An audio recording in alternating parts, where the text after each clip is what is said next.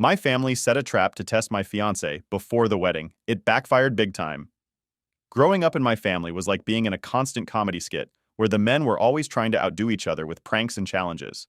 My dad, uncle, and cousin had this weird obsession with testing each other, and it wasn't just a once-in-a-while thing, it was a lifestyle for them. And when I say testing, I don't mean fun little dares.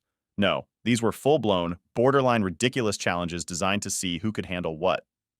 When I introduced my fiancé Tim into the mix, I knew they'd have their eyes on him. Tim's a chill guy, super smart, really kind, and definitely not the kind to get into petty competition. But to my dad and the crew, that didn't matter. To them, any guy who was going to marry into the family had to go through their unofficial initiation. At first, I thought it might be okay. Harmless stuff like a few questions or maybe a game of chess. Well, they did start small, if you can call 4 back-to-back chess games small. They were testing his patience, I guess, and seeing if he'd get frustrated or bored. Tim, being the sweetheart he is, just went along with it, probably thinking it was some quirky family bonding thing. I mean, he's the kind of guy who wouldn't complain even if he hated every second of it. But things didn't stop at chess. Nope, not with my family. The next test was more annoying and definitely weird. My cousin suggested slashing one of Tim's car tires to see how he'd handle the situation. It's just a little challenge, they said. Let's see if he can fix it himself or if he calls for help. They didn't actually consult me about this genius idea. They just went ahead and did it. Tim came back from their little hangout one day with a weird look on his face. When I asked what happened, he just smiled and said, "Oh, your cousin helped me change a tire today." It took me a second to realize what he meant. I couldn't believe they actually slashed his tire. And the worst part? Tim didn't even complain. He just dealt with it like the absolute trooper he is. I confronted my dad about it, but he brushed it off. "It's just how we bond," he said, laughing. "He passed the test, didn't he? He didn't whine or call for help." I was furious, but also a bit confused. Why was this even a thing? Why did they need to test him like this? To my dad, uncle, and cousin, it was all in good fun. To me, it felt like they were going out of their way to make Tim uncomfortable. As if that wasn't enough, they decided to start asking him the most random and personal questions. What's a joke you'd tell your future mother-in-law? How do you feel about kids? What are your thoughts on Jesus? Yeah, they went there. Tim answered everything politely, probably thinking they were just trying to get to know him better. But I could tell they were looking for reasons to judge him. The worst part was how they kept bringing up his asthma. Tim has a mild condition, nothing too serious, but he does carry an inhaler just in case. To my family, though, this was a weakness. They'd tease him, calling him soft or saying he was making excuses whenever he mentioned it. I can't count how many times I told them to stop, but it was like talking to a wall. My dad would just wave me off, saying, "It's all part of the game, sweetheart. You're ruining the fun." Then there was the fishing trip. My dad and uncle decided it would be a great idea to see how manly Tim was by testing his fishing and hunting skills. Now, Tim isn't a country guy. He grew up in the city, so fishing and hunting aren't exactly his forte. But again, he went along with it because he wanted to make a good impression. They spent the entire day grilling him, not just about fishing techniques, but also throwing hypothetical scenarios at him. What would you do if you were stranded in the woods? How would you handle a bear attack? Tim did his best to answer, but no matter what he said, they'd find a way to mock him or call him slow. After that trip, I could see Tim was getting worn down. He didn't complain, but I could tell he was exhausted from constantly being under their microscope. I told my dad they needed to chill, but he wasn't having it. "This is what we do," he said. "It's tradition. If he can't handle a little teasing, what kind of husband is he going to be?" I was beyond frustrated. How could they not see the damage they were doing? Tim wasn't just being tested, he was being bullied. They were taking it way too far, and I couldn't stand by and watch it happen. The worst part of all this? They genuinely thought they were helping. In their minds, they were preparing Tim for the real world, making sure he was tough enough to be part of our family. But all they were really doing was pushing him away, and me along with him. I knew something had to give. Either they backed off, or I'd have to make some tough choices about who was really going to be in my life going forward. So my dad, uncle, and cousin came up with this brilliant idea to take Tim on a camping trip. They pitched it like it was going to be a fun guy's weekend. Fishing, hiking, and just hanging out in the great outdoors. I wasn't thrilled about it, considering their track record. But Tim thought it might be a good chance to bond with them. I figured, what's the worst that could happen? Turns out, I seriously underestimated them. Tim left early in the morning, all excited, with his camping gear packed and ready. He kissed me goodbye and said he'd see me in 3 days. I spent the rest of the day trying to distract myself, but I couldn't shake this nagging feeling that something was going to go wrong. By evening, I was pacing the living room when my phone buzzed. It was a text from Tim. All it said was, "Back early, be home soon." My heart sank. Why was he coming back so soon? He was supposed to be out there for 3 days, not barely one. When Tim walked through the door, he looked like he'd been through hell. His face was pale, and there was this tired, frustrated look in his eyes. I asked him what happened, and he just shook his head, saying, "I'll tell you everything, but I need a minute." He sat down on the couch, took a deep breath, and started explaining. Apparently, everything was fine at first. They set up camp, went fishing, and even cooked up a decent meal. But then, out of nowhere, my cousin suggested they go on a survival challenge. Tim, being the good sport he is, agreed to it without really knowing what he was getting into. The challenge turned out to be a twisted game. They hiked deep into the woods, far away from the campsite. Once they were in the middle of nowhere, my dad pulled Tim aside and handed him a backpack, telling him it had all the essentials he'd need to survive the night. Then they just left him there. I couldn't believe what I was hearing. They left him in the woods? Alone? Tim nodded, his jaw tight. "But that's not the worst part," he said. "When I opened the backpack, my inhaler wasn't there. That's when I lost it. I couldn't wrap my head around how anyone could be so cruel. They knew he had asthma, and they deliberately hid his inhaler? That wasn't just reckless. It was downright dangerous." Tim went on, explaining how he tried to stay calm, knowing that panicking would only make his breathing worse. He spent hours wandering, trying to find his way back to the campsite, but he was getting more and more tired. Eventually, he found a trail that led him back to the road, and that's when he decided to call it quits and head home. As he talked, I could see how much the whole thing had shaken him. Tim's not the type to show a lot of emotion, but this was different. He felt betrayed, and honestly, so did I. When he finished, I was fuming. I couldn't believe my own family would do something so heartless. This wasn't just a stupid prank or a test. They had crossed a line, and I wasn't going to let it slide. I asked him if he wanted to confront them, but he just shook his head. "I'm done with them," he said. "I don't need to prove anything to them. I'm not going to play their games." His calmness made me even angrier. Not at him, of course, but at my dad, uncle, and cousin.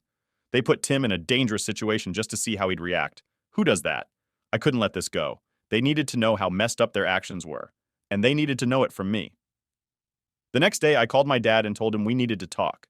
He acted like nothing had happened, like it was just another day. When I brought up the camping trip, he laughed. "Oh, Tim told you about that? He did fine, didn't he? He made it back in one piece." I couldn't believe what I was hearing. Made it back in one piece? That's your standard now? I let him have it.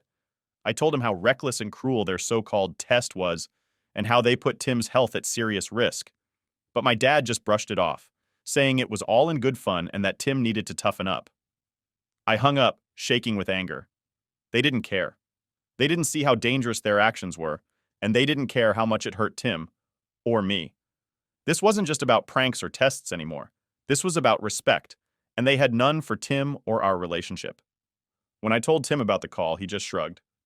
"I didn't expect anything different," he said, but I did. I expected my family to at least care enough to apologize or admit they were wrong. Instead, they acted like it was all a big joke. That night, I couldn't sleep. My mind was racing, thinking about how we'd gotten to this point. I always knew my family had their flaws, but this was beyond anything I could have imagined. I felt like I was stuck between two worlds, the family I grew up with and the life I was building with Tim. And right now, those two worlds were crashing into each other in the worst way possible. I knew one thing for sure. I couldn't just let this slide. Something had to change, and it had to start with me standing up for Tim, and for us. After the camping trip fiasco, I was still fuming. I couldn't believe how far my dad, uncle, and cousin had gone with their so-called test. Tim, on the other hand, was surprisingly calm about the whole thing. I guess he had just resigned himself to the fact that my family wasn't going to change. But for me, it wasn't that simple. I couldn't just sit back and let them get away with putting Tim through that kind of crap. The morning after our heated phone call, my dad decided to stop by unannounced. He walked in like nothing had happened, all smiles, and casually asked if Tim was around. I was in no mood for small talk. "Seriously, Dad?" I snapped. "You think you can just show up here like everything's fine?" He looked genuinely confused. "What's the problem now? Tim's fine, isn't he? No harm done?" "No harm done?" I couldn't believe my ears. "You hid his inhaler in the middle of nowhere. What if something had gone wrong? This isn't a game, Dad." He rolled his eyes and let out a heavy sigh. "You're blowing this way out of proportion. We've all been through worse growing up. It's just how men bond. Well, Tim's not interested in your twisted version of bonding, and neither am I shot back. Before he could say anything else, Tim walked in. I could see the tension in his face as he greeted my dad. Tim didn't want a confrontation, but I could tell he wasn't about to back down either. "I'm not mad," Tim said, his voice calm but firm. "I just don't understand why you felt the need to do that." My dad shrugged. "You passed the test, didn't you? You made it back fine. That's what counts." Tim shook his head. "I didn't need to be tested. I'm here because I love your daughter, not to prove anything to you." Dad didn't say much after that. He just gave Tim a long, hard look, like he was trying to figure out if he should push the issue or let it go. In the end, he just muttered something about needing to leave and walked out. After he left, my phone started blowing up with messages from my brother and cousin. Apparently, Dad had filled them in on our argument, and they were all too eager to jump in with their 2 cents. "Come on, it was just a prank," my brother texted. "You're making a big deal out of nothing. Tim handled it like a champ." "Yeah, he proved himself," added my cousin. "No need to get all worked up." I was beyond frustrated. How could they not see how messed up this whole thing was? It wasn't just a prank. It was a deliberate attempt to push Tim to his limits, and they were treating it like some kind of joke. I ignored their texts and focused on Tim. He needed to know that I was in his corner, no matter what. I sat down next to him and took his hand. "I'm sorry," I said softly. "I never thought they'd take things this far." Tim gave me a small smile. "It's not your fault. They are who they are, but I'm glad you're standing up for us." That night, I called my mom, hoping she'd be more reasonable. I laid everything out, from the tire slashing to the inhaler stunt. I thought she'd be horrified, but instead she sighed and said, "You know how your dad is. He just wants to make sure Tim's the right fit for you. By risking his health? That's insane, Mom." "I'm not saying it was right," she replied. "But is it really worth all this drama? Family is family. You don't want to start your marriage on bad terms with us." I couldn't believe what I was hearing. They weren't justifying their actions, but they weren't exactly condemning them either. It felt like I was talking to a wall, and no matter what I said, it wasn't going to make a difference. After I hung up, I felt a mix of anger and sadness. My family was supposed to be supportive, but instead they were tearing us down. It was like they couldn't see Tim for who he really was, a kind, loving, and strong person who didn't need their approval. The next day, things got worse. My brother showed up at our place, ready to hash things out. He came in hot, accusing me of blowing the whole situation out of proportion. "You've always been too sensitive," he said, shaking his head. "Dad's just looking out for you. Why can't you see that?" "Looking out for me?" I shot back. "By hiding Tim's inhaler? By putting his life at risk?" "He wasn't going to die," my brother scoffed. "He's fine. He handled it." "That's not the point," I yelled. "It's about respect. They don't respect him, and they don't respect me." My brother threw up his hands. "Whatever. If you want to be mad, but don't say we didn't try to welcome him into the family." With that, he stormed out, leaving me fuming. Tim, as usual, tried to calm me down, but it wasn't easy. I felt like I was fighting a losing battle, trying to make my family see that their behavior wasn't okay. That night, I couldn't sleep. I kept replaying the conversations in my head, wondering what it would take to get through to them. Tim was my priority, and I wasn't going to let anyone, even my own family, disrespect him. But standing up to them was proving to be harder than I ever imagined. The fallout was just beginning, and I knew things were going to get worse before they got better. But no matter what, I was ready to fight for Tim and for our future together. After everything that went down, I knew I couldn't keep tiptoeing around the issue. It was time to draw a line in the sand. My family had crossed too many boundaries, and I was done letting them treat Tim like their personal punching bag. If they couldn't respect him, they weren't going to be part of our lives. Plain and simple. The day after my brother's little visit, I woke up with a new resolve. I couldn't keep having these same arguments over and over again. I had to make it crystal clear where I stood, and if that meant cutting ties, so be it. First up was my dad. I called him and told him we needed to talk. No distractions, no interruptions, just us. He agreed, probably thinking I was going to apologize or back down. Spoiler alert, I wasn't. When I showed up at his house, he was already sitting on the porch, sipping his coffee like it was just another normal day. I didn't waste any time. "Dad, we need to have a serious talk," I started, standing in front of him. "I'm not here to argue, but I'm also not here to let things slide." He raised an eyebrow, clearly amused. "All right, I'm listening." "Look," I said, taking a deep breath, "what you guys did to Tim was wrong. It wasn't a prank, and it wasn't a test. It was cruel. You put his health at risk, and for what? To see if he's man enough? Dad shrugged, still not taking me seriously. We've been through worse, honey. It's just how we do things. Toughen him up a bit, you know? I clenched my fists, trying to keep my cool. No, Dad. That's not how it works. Tim doesn't need to be toughened up. He's strong in ways you can't even understand, and he doesn't need your approval to be a good partner to me. He sighed and leaned back in his chair. So what are you saying? You're cutting us off? I shook my head.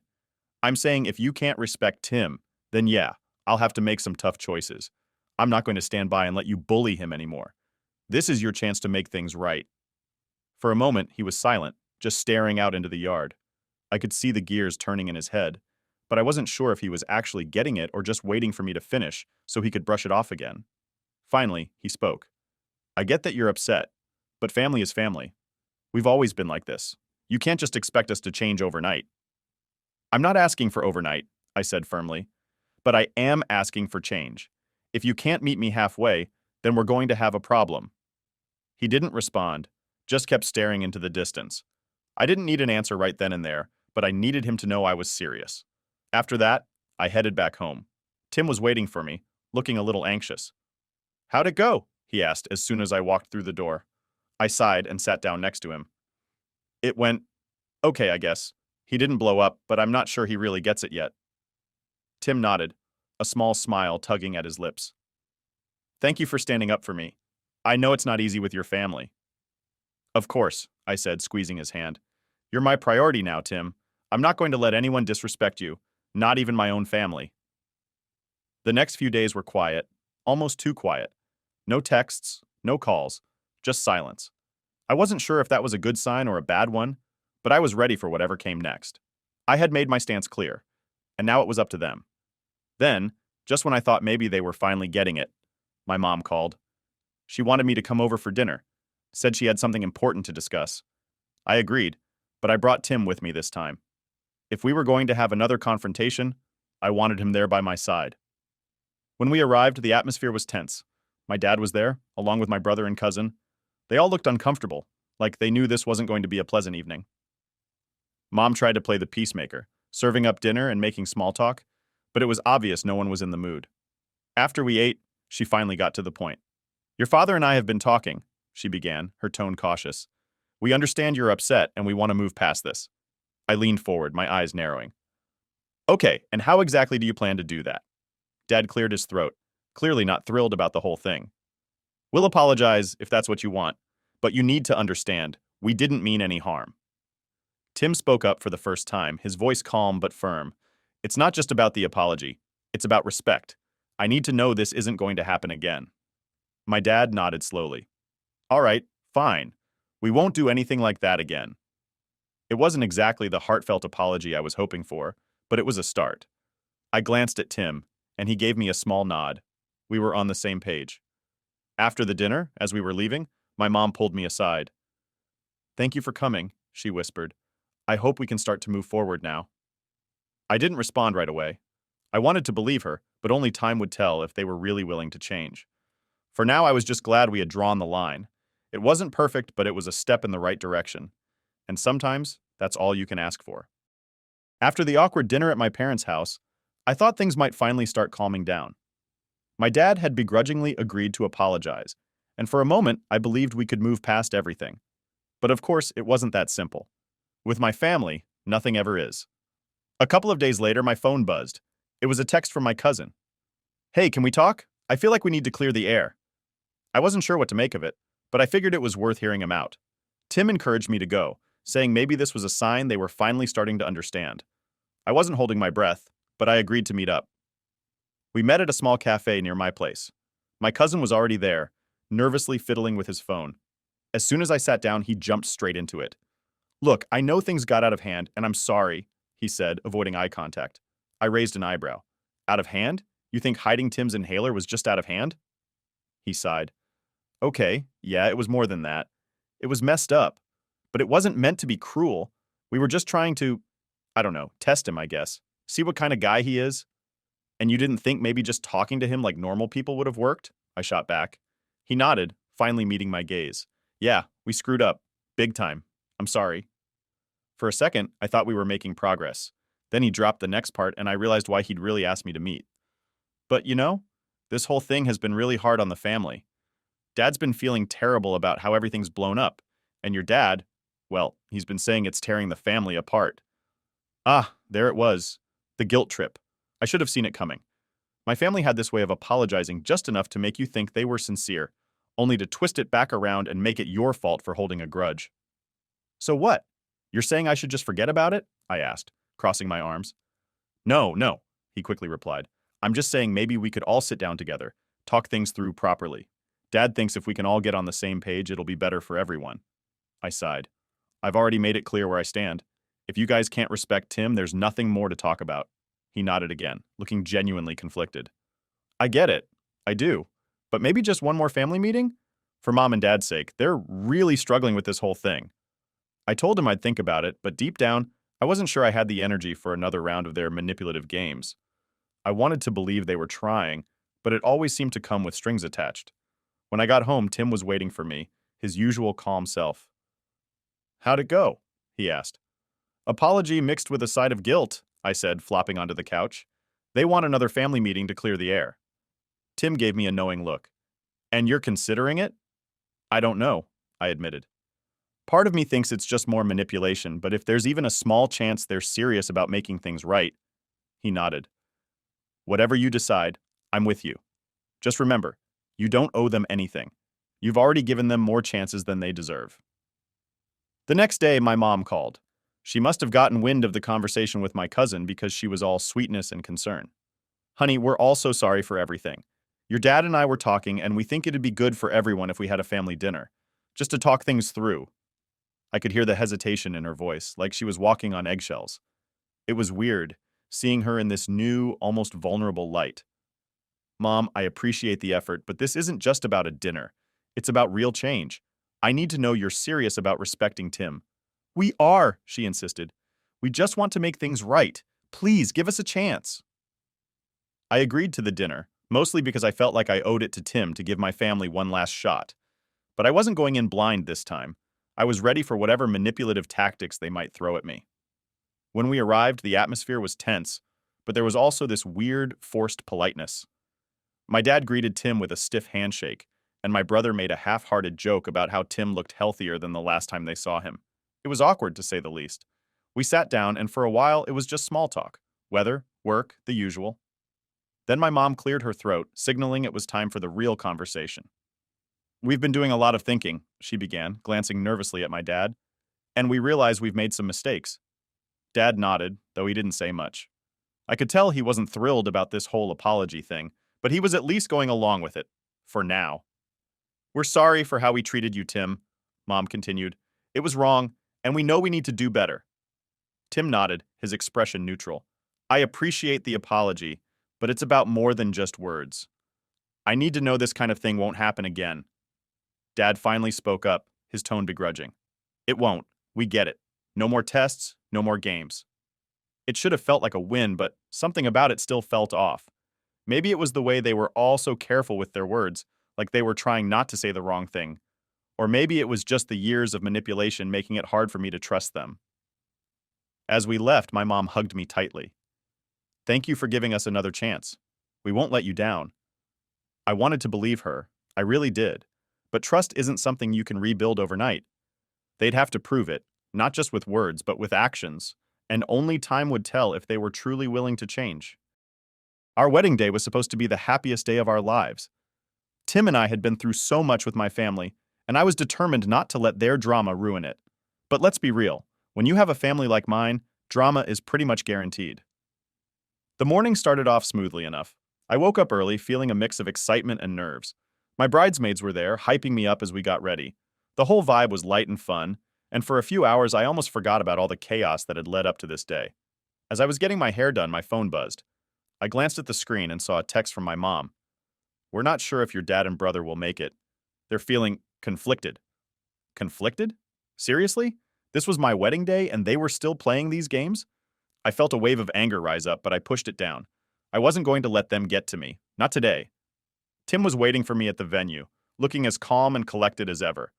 When I told him about the text, he just smiled and said, "It's their loss if they don't show up." I knew he was right, but it still stung. I wanted them there, even after everything. I guess part of me hoped they'd surprise me, show up, and be supportive for once. But as the ceremony time got closer, it became clear that wasn't going to happen. The ceremony itself was perfect.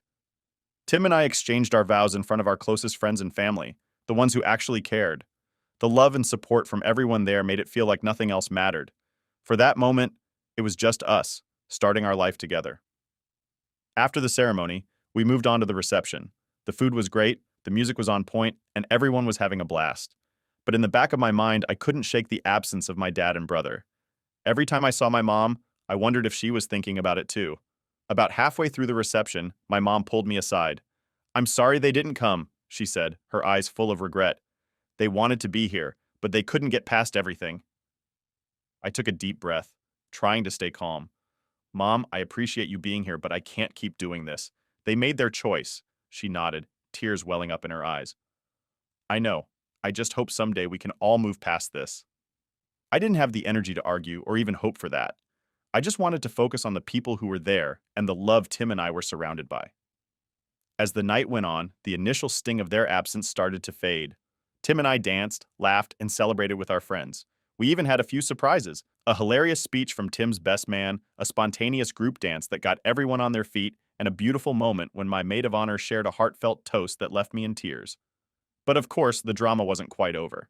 Just as we were getting ready to cut the cake, my phone buzzed again. This time, it was my cousin. "Hey, heard about the no-show. Can't believe they pulled that on your big day. Let's talk soon." I couldn't help but roll my eyes. Why now? Why couldn't they just let me have this day without dragging me back into their nonsense? Tim noticed my reaction and gently took my phone out of my hand. "No more family drama tonight," he said, smiling. "Today's about us." He was right. I needed to let it go, at least for now. So I put my phone away, and we focused on enjoying the rest of the night. The cake was delicious, the dancing went on for hours, and by the end of the night, I felt a strange mix of exhaustion and pure joy. Despite everything, we had pulled off an amazing wedding, surrounded by the people who truly mattered. As we headed back to our hotel, I couldn't help but reflect on the day. Yes, my dad and brother had let me down, but Tim and I had each other. We had built a new family with the friends and relatives who supported us, and that was what really mattered. Lying in bed that night, I realized something important. You can't choose your family, but you can choose how much power they have over your life. And on that day, I chose to focus on the love and happiness Tim and I had found together, leaving the drama behind. The wedding wasn't perfect, but it was perfectly ours. And that was enough. After the wedding, I thought things would finally settle down. I mean, Tim and I had been through enough with my family, and I figured we'd earned a little peace. But no, the drama was far from over. In fact, it felt like the real chaos was just beginning. The first sign that things weren't going to calm down came right after we got back from our honeymoon. We'd barely unpacked when my phone buzzed with a text from my mom. "We need to talk. It's about your dad." I sighed, already bracing myself for whatever nonsense was coming next. Tim, always the voice of reason, told me to call her back and get it over with. So I did. "Mom, what's going on?" I asked, trying to keep my voice calm. She sounded stressed. "Your dad's been acting strange ever since the wedding. He's angry you didn't invite him to stay for the whole thing." I couldn't help but laugh bitterly. "He didn't even show up, Mom. How does he think he's entitled to complain about not staying?" She sighed. I know, but he's really upset. He feels like you've cut him out of your life." That hit a nerve. "Mom, he cut himself out when he refused to show up for my wedding. I'm not going to keep bending over backward to make him happy." She didn't have much to say after that, so we ended the call, but I knew this wasn't the last I'd hear about it. A few days later, my brother decided to jump into the mix. He showed up at our place, looking smug as ever. "You know, Dad's not the only one pissed," he said as soon as he walked in. "You embarrassed the whole family by not inviting him properly." "Seriously?" I shot back. "He had the invitation. He chose not to come." He shrugged. "Yeah, but you didn't exactly make him feel welcome. And now Mom's stuck dealing with his mood." I rolled my eyes. "I'm not responsible for Dad's feelings. He made his choices and now he's dealing with the consequences." My brother shook his head, clearly not convinced. "You're being selfish. Family should come first." "No," Tim cut in, his voice calm but firm. "Respect comes first. Your dad didn't respect us or our wedding. We're not going to keep chasing after him." My brother didn't have much of a response to that. He mumbled something about needing to go and left, but I could tell this wasn't the end of it.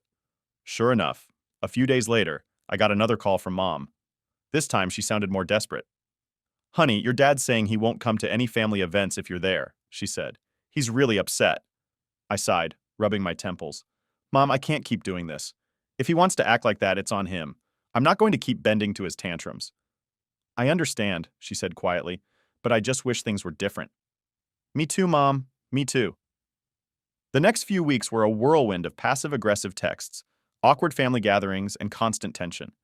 It felt like every time I turned around, someone had something to say about how I was handling things with Dad. Then, just when I thought it couldn't get worse, my cousin decided to stir the pot. He sent me a long, rambling message about how I needed to make peace with Dad for the sake of the family. "You're tearing us apart," he wrote. "Can't you just be the bigger person?"